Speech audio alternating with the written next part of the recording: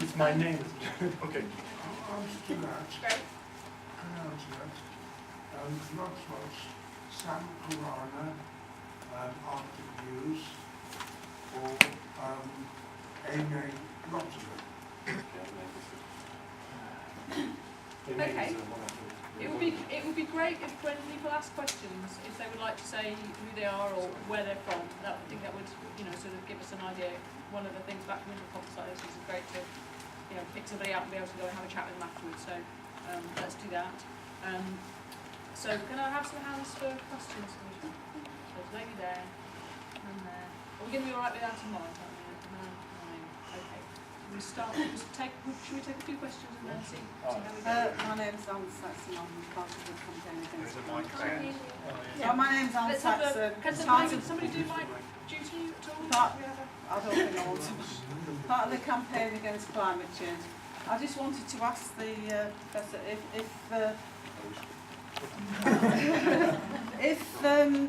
if the Gulf Stream altered. Is it not a possibility that it would trigger another ice age rather than a warming period? That is not the trend in the climate models. Yeah. Shall we take a few questions first? Sorry. Yeah. Yes. Yes. Stand up and ask. When do you foresee the Arctic Ocean being seasonally ice-free in September? I would guess before 2020, probably 2015, but it doesn't seem to have started very rapidly this year. Okay, that's good. There was one more.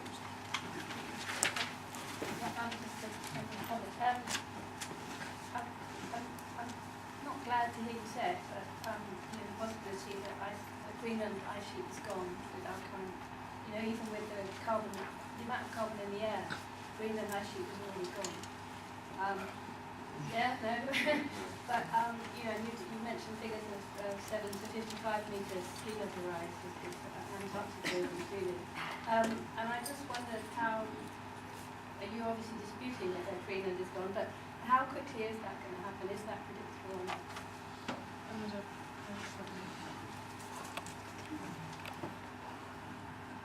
Ina Easterman, co-author of a book which is there and I understand. Now, I'm interested in the amount of carbon which is taken out. Is that more or less in the Arctic? Which I'm sure. And is the sea ice also more brittle than just thin? Than just? Thin. Thank you. Okay, so we'll take those 4 questions and let Michel give a chance to. Sorry if I missed you first time round. Sorry. Will we go ahead? Can I take you next time? Can I take you on the next batch of questions? Sorry. Could you please repeat the questions because we didn't hear all of them? Can you repeat yours? Ice age. I was just, it's sort of a mini ice age or a mini ice age in that yes, way. yeah. Okay, yeah. I wrote ice age. Gulf, about the Gulf. So the first question was about the Gulf Stream. Is it going to trigger a new ice age? I said that the models, of course, it's not necessarily the right time scale, but my understanding, and I don't have the perfect answer to that, but the next 100 years definitely not. There are non-linearities possibly, but even you have to look at past history. For example, there are strong events that cooled. We are in a warming phase. We are in a warming phase, which will accelerate now. But in this warming phase, there have been events where lakes have been released from I think the Canadian region and cooled temporarily the system, and the entire Earth has cooled down by a few degrees. But that wasn't definitely an ice age. The periods of ice age are also related to the precession, the rotation of the Earth, the inclination of the Earth. So they've got their own time scales, which are 20,000 years, 100,000 years, 400,000 years. So I wouldn't say that it could trigger necessarily an ice age. Well, but that's perhaps ice age was the wrong word, yeah. but I mean a cooling period. A cooling. It's a less. It could. That's the prediction is that the temperature increase of some regions is less strong than other regions. But that's not exactly cool. For ice-free predictions, I think this is. I'm a bit in between the models and the trend setters. So this would be like the trend would say, as you said before, 2020. I'm probably slightly closer to that. But the danger with trends is like the stock market. You have no physical explanation. So if the next day there's a crash in the stock market, okay, economists don't have any physical explanation either. So it's a bit like that. But in physics, we like to have some predictive, physical-based things. So the models in that sense beat the trend cycle. But CI's extent is a particular topic where I think that the physics is a little bit, can be improved. So I'm hopeful that we can bridge the gap. So I would say between 2020, 2040, but it's always hard to say. The Greenland, that's typically of the mistake that people do. So try and learn from this. Greenland ice sheet is different from sea ice. So let me show you again.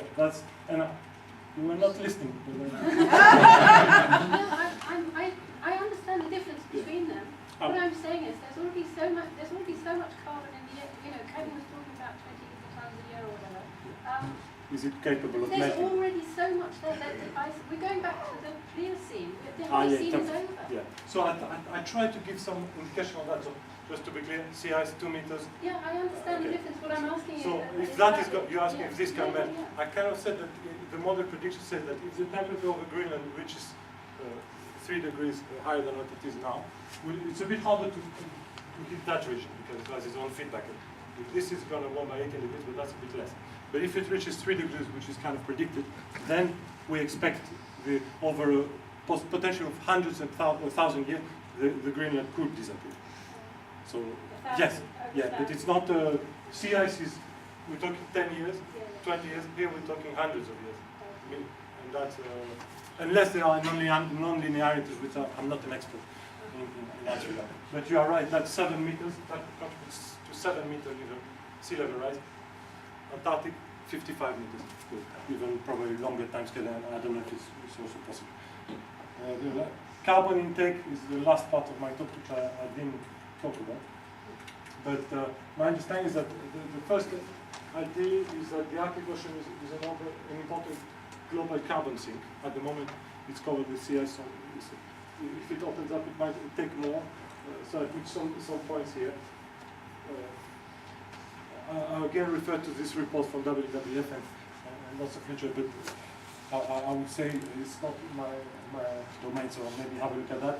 The sea ice being more brittle, that's definitely my research. I'm studying rheology of sea ice, and yes, there are new rheologies that are called elasto-brittle rheology. So you bang on, this is exactly. So it's not only thinning, but by thinning, it completely changes its mechanical properties. So this is a small feedback mechanism that can.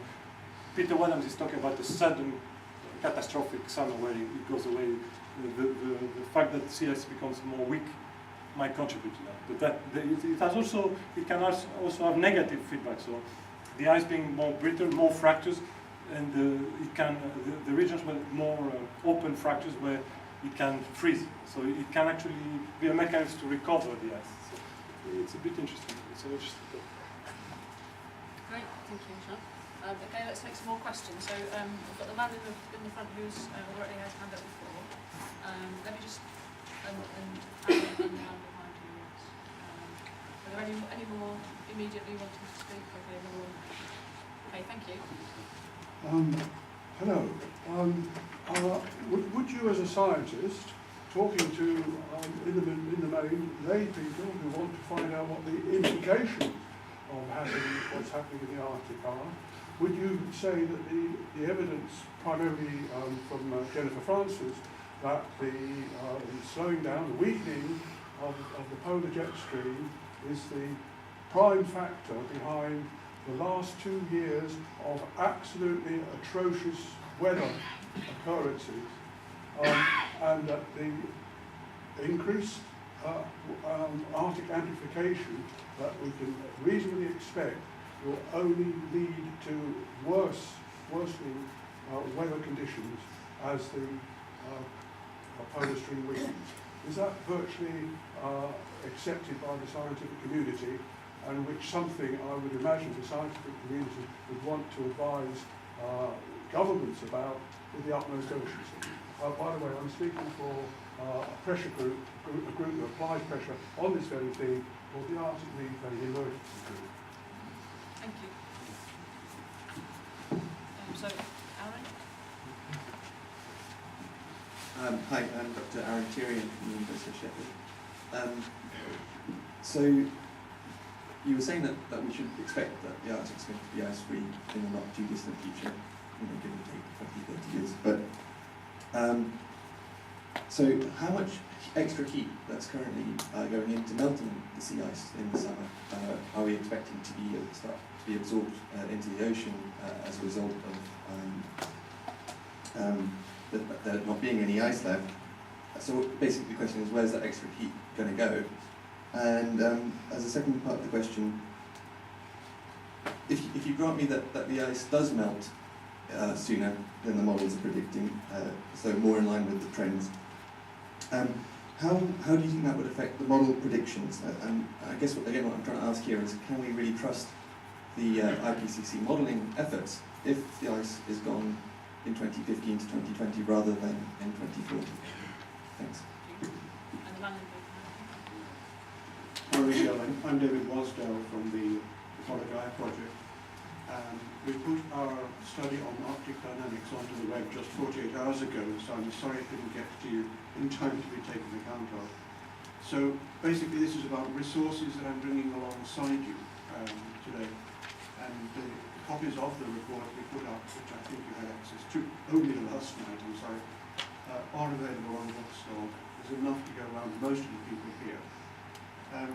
Particular issues, I think the pace of Greenland melt, models and our study of history has tended to look at them in the light of orbital changes. But the pace of Greenland ice melt may be much faster than it's been in history in the light of the rapid change and rapid forcing that we're applying today, which has never happened before.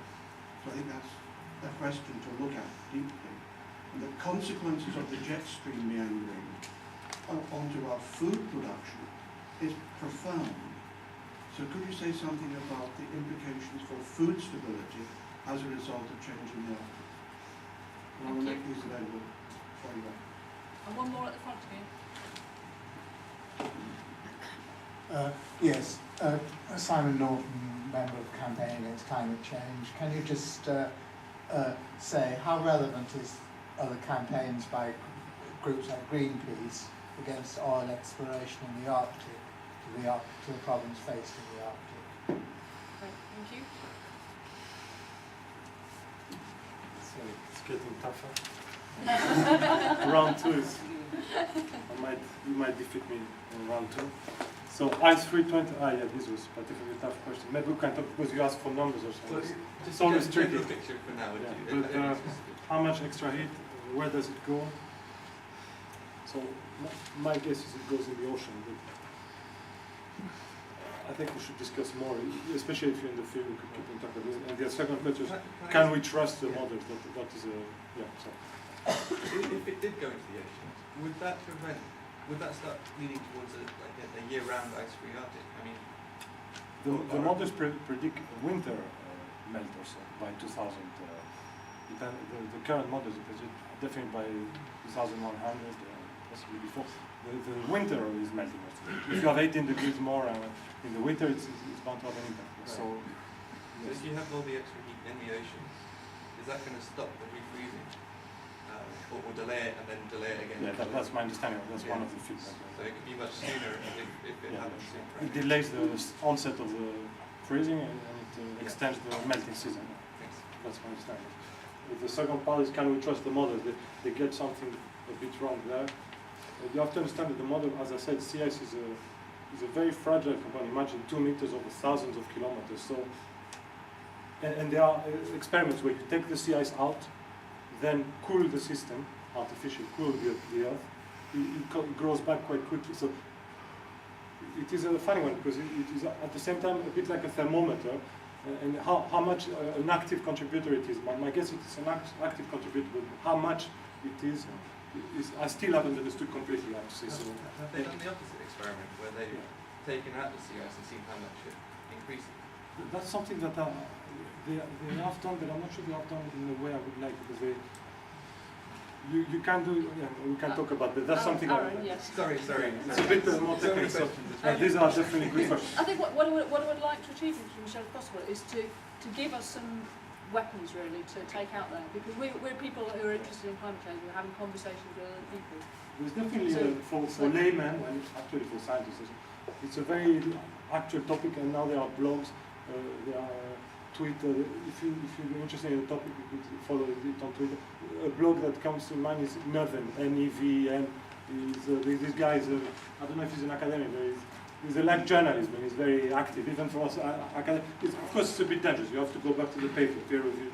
I don't necessarily agree with peer review, but that's I don't know if that's I the mean, kind in terms of of what we can most important to take from what you're saying to us, and how we can communicate that more generally, really, yes. So, Yeah. So if you it's a can bit my reiterate weakness. some I of mean, that. I'm the opposite. I'm the opposite No, of come on. Kevin. I've got 3 years experience. I'm completely, I'm the silent scientist, but maybe I don't agree that it's a good thing. It's actually can be a bad thing. A silent scientist sends the message that nothing is fine. So I'm not the best example to tell. The take-home message I will leave my presentation is sea ice is melting quite quickly. That's the prediction of the models, and I try to get the scientific thing. Beyond that, I need to work on my. I'm not like Kevin. Follow Kevin. Are there some other questions here that we So, need to I have to Yeah. answer, so Yeah. maybe I can stick with the scientific. Just to ask you, it's your question. Well, no, can I say, the second part of the paper I'm leaving out has got 9 areas of impacts and consequences that may help to flesh out some of the issues already. There are great reports. I mentioned one, WWF. I'm sure it's going to be. These are a good starting point. I mean, you read very clearly. The resources. You asked about the resources. Again, my work is not at that level of precision. The political, I don't. I'm sorry, I cannot really answer that. But of course, Kevin was quite convincing. If the climate is 8 degrees up, I'm sorry, I cannot answer specifically, but predict it to be a very problematic situation. I can't say that for political, but yeah, I need to learn myself. Ice melt Greenland more rapid. Again, you were saying the increase is very quick. Maybe there are other mechanisms that will make it faster. I don't completely disagree with that. But there are also, it could be slower, so there are different mechanisms that are in the literature. Some say that it doesn't happen. If there's more melting, maybe it's a bit slowing down the rate. But it's a good research topic, but you see it's a very, production I cannot answer. And Greenpeace oil exploration, there's been this environmental audit committee, again a very useful report talking about protecting the Arctic. There's always a risk with these groups calling themselves risk research, because the risk is a two-sided. So risk means that you are worried, but it also means that you give a legitimacy to something. So I would say this report reads quite well in Greenpeace and so on. Again, go back to the report, and there's a clear risk if there's an oil spill under the Arctic, this frozen sea. There's no way we can clear this mess. It's going to spread around. It's going to freeze, spread around the entire Arctic. It's a mess. There are other risks with AMEG. They say that the drilling can have risk even for human lives, explosions. A lot of risks, and I'm not an expert, but definitely have a look at this report and there is a commercial interest, so there are people. I know some companies have ruled out, I think Total, I don't know if it's a political stance, but they say we're not going to do drilling in the Arctic, but others are just going ahead, so definitely keep an eye. Was there a question about jet stream and so the effects we're seeing as well? That was part of the crop and which I cannot read. Okay, great. Okay, we've got a couple more questions then, I think, Abby. Yeah. Hello, I'm Brenda Pollack from Friends of the Earth. So I've got 2 questions really.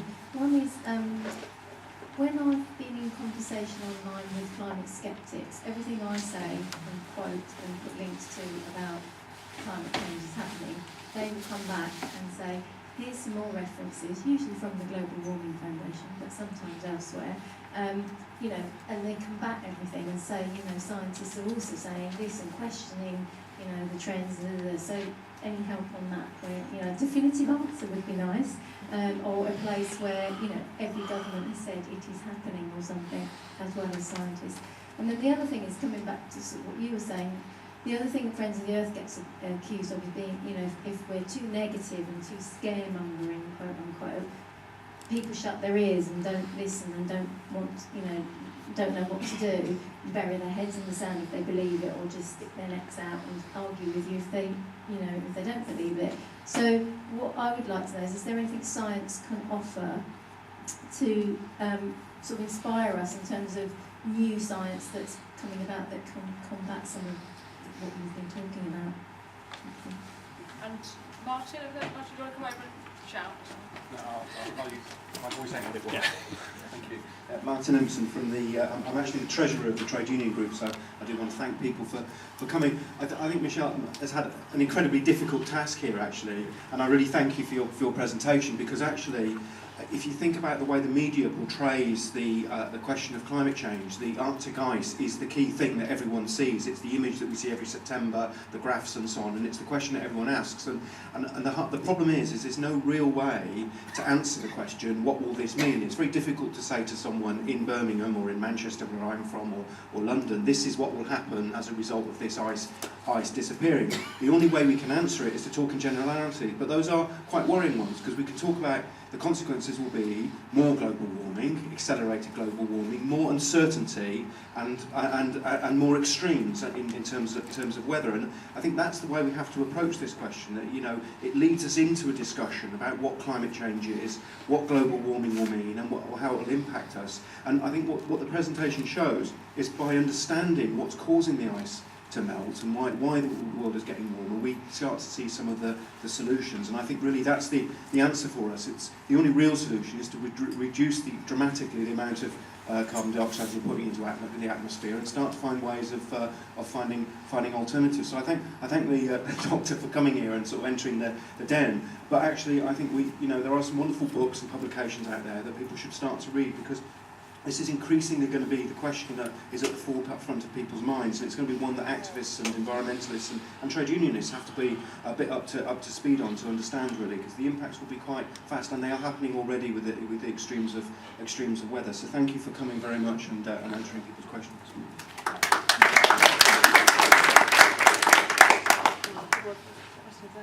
So yeah, I find, because I've started being more involved with environmental aspect and tweeting and so on, and they are very tenacious. I mean, it's their job, I think, or their hobby, but they can be very tenacious, and also very typically I find that they give you a link, and even for somebody who's in the field.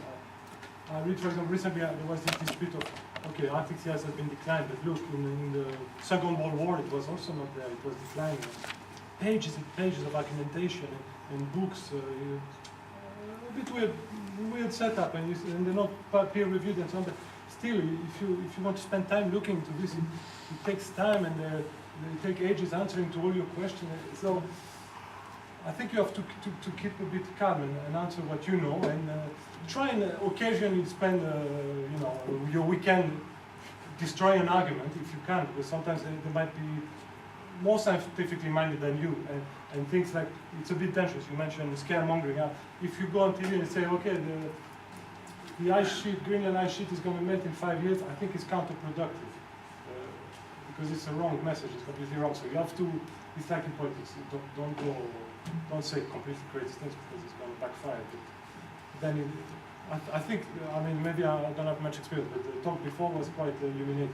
It's more of a political stance. It's an idea you want to have, and you have to also say it's an idea. It's backed by science, but there's also politics. It's not all science, it's politics. So that's one point I was saying. And the second point, yeah, how to convince somebody from Manchester that sea ice is important. Again, it's politics. It's a question of idea. And it has no. As I said, you can also argue that England might be better off. I don't think it's true, but if you look at some prediction, or Russia. So the guy from Manchester might say, "Wow, that's good." So, but if you have to convince him that people dying in Bangladesh is important, but that's politics. It's not science. Okay, I'm going to call a halt to things now. Thank you ever so much, Michel. And just to let you know that we're back in here at 2 o'clock, so you only have just under 20